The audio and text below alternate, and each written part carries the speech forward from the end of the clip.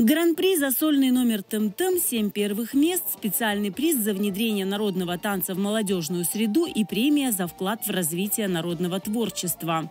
С таким багажом наград вернулись с международного фестиваля многожанрового искусства участники крымско-татарского ансамбля «Фидан». Главная задача, наверное, ансамбля «Фидан» и нашего всего «Фидан-арт-центра» – это сохранить, местами восстановить, популяризировать нашу культуру, наши традиции, наши танцы, наше искусство. Мы готовили детей в течение 2 месяцев, были тяжелые тренировки. Ради этого стоило было помучиться, потому что результат дал о себе знать. В конкурсе приняли участие 120 ансамблей, представляющих разные народы и культуры. Крым представили 54 участника из 4 филиалов ансамбля «Фидан».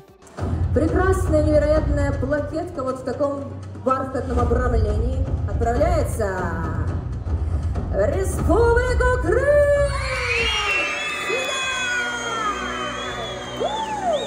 Ваша премия за вклад в развитие крымско-татарского народного танца!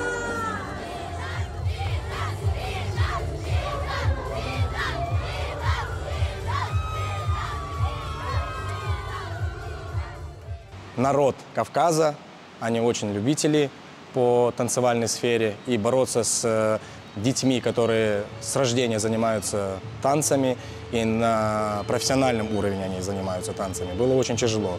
Но несмотря ни на что, мы забрали и первые места, гран-при, и специальный приз за сохранность культуры и за сохранность национального танца.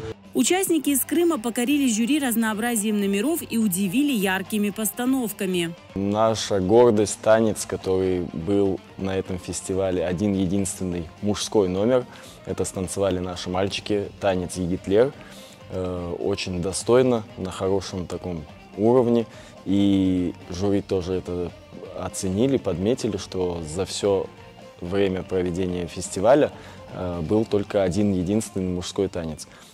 На этом достижения ансамбля не заканчиваются. Его воспитанники уже начинают готовиться покорять новые вершины.